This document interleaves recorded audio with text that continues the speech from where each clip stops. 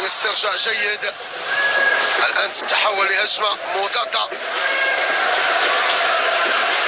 خطأ فادح في التمرير، ونتابع محاولة خطيرة لفريق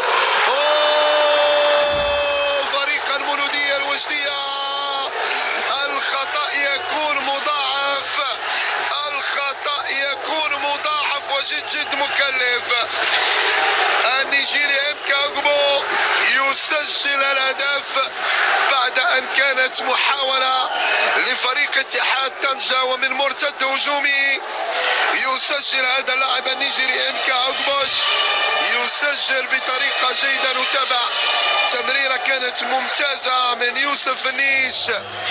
خطأ للإيفواري، خطأ فادح، خطأ فادح لم يترك حد الحارس.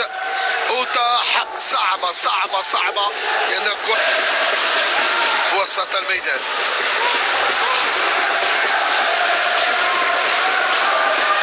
شاهدوا الآن هذه محاولة تبقى خط.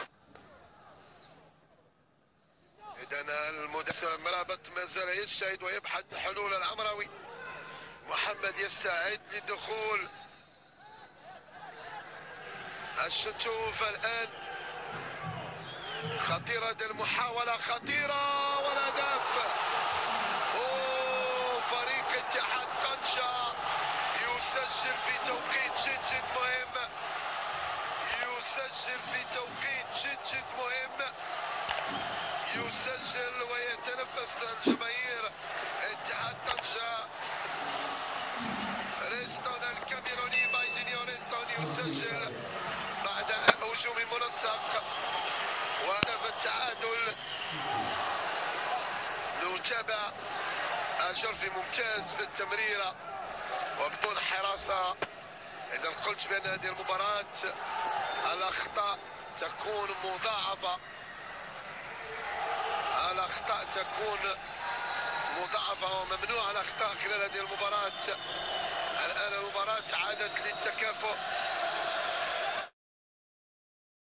إذا كنت من المتابعين الجدد اشترك الآن في القناة ليصلك الجديد بالضغط على الزر الأحمر أسفل القناة مع تفعيل الجرس، ولا تنسوا دعم المقطع بلايك. شكرا لكم جزيل الشكر.